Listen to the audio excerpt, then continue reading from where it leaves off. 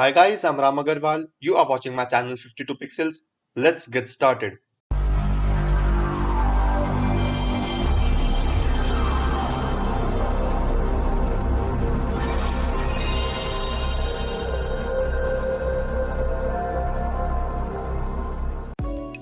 Hi guys, in today's tutorial we are going to see how to export the 3D file that we created in Photoshop.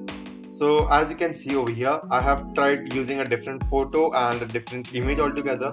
So in this one I used a different background, the same wooden texture although, but this is a different wooden texture and of a different color. And instead of that default text that is Lorem Ipsum, I have used this different text and I've changed the color. The color is pink, and with this pink color I have added an infinite source of light, which is again of pink color. And as you can see, we've got beautiful shadows around over here. So this is the infinite source of light and the light is getting cast in this direction. So the light is casted, the shadows are proper, the image is proper, the 3D model is first of all rendered. So I'm just going to tell you how to export, but before we continue to how to export this 3D file, we are going to see some of the preferences that you can edit so that you can get the best out of your 3D render in less time. So if you just go to if you just feel like rendering a high quality graphic, it is going to take you up to a day or a half a day, because that is just a lot of work for your PC to do. Even rendering this file size of, like, this is a small file size, I'll let you know what I did. So this is a small file size, and even rendering this file, it took me around 15 to 20 minutes. That's quite a long time, and you won't want to waste hours together just on rendering this file. So I'll just take you to the preferences, where you can just edit your preferences and select a medium quality or a little low quality, so that you can export the same 3D file but with better graphics as well as less rendering time. Because in 3D I don't think so it mattered much. As you can see over here, even if this is a medium quality render, still it looks very good, it looks very sharp, and I don't think so there could have been any difference in a very high or a higher quality as such. So quickly let's go to edit, and under edit we have the option called as preferences at the last. So tap on preferences, and under preferences we have all these preferences, but we are going to go to 3D preferences. So under 3D, what it is saying is that available VRAM for 3D, that is 3 GB in mine. So VRAM is like a virtual RAM, you can say. Not actually, but yeah, for the non-tech guys, that is that can be counted as virtual RAM. That is just a part of your RAM for 3D or graphic usage. So Photoshop by default uses 100%, and if you want to make your renders fast, make sure it is at 100%. If at all it's not at 100%, so just use the slider and drag it to 100%. And I have something called as shadow quality. So in my case I kept it high. Yours might be set at high or it might be very high. So if it is very high, you can just switch it to medium or high. It is going to work very well. And ray tracer, under ray tracer we have options called as high quality threshold and render the tile size.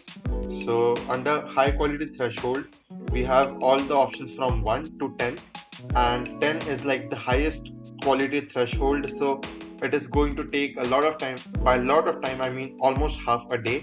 And on top of that, if the render tile size is huge, make sure that it is going to take a day or even more than a day. So you don't want to do that. So keep the quality threshold at, like, it should be between 4, 5 or 6, and render tile should be medium or large. Extra large would not do well actually. It does well, but then it's going to take a lot of time. So large or medium works fine. I've kept it large. And active source limit and all, this is the default, so I don't play around with that much. And once done with the settings, you can just click on OK, go to the 3D file over here and say render 3D layer, and it is going to render the 3D layer for you. But you won't have to wait for me to render that, because I have already rendered this file. Now it is time to just export this one. So just as we export other images or other files in Photoshop, just the same process we are going to repeat with this one, where we can just go to layers, and after going to layers we have come out of this 3D tab. So I can now just go to the layers, and after going to layers I can just go to file and click on save as. So I get this option where I can just select a destination where I want to save. So let's say I want to save it to desktop. I can just rename the file and save as type. If I want to save as a JPEG, I'll just tap on JPEG, and once done I can just click on save. So it is going to give me this toolbar. You must be knowing, you must be familiar with this one, and I can just drag it to a large file size. It can be around 1 to 2 MB, mine is 1.1 MB, and once done I can just click on OK, and hopefully it has exported me this file.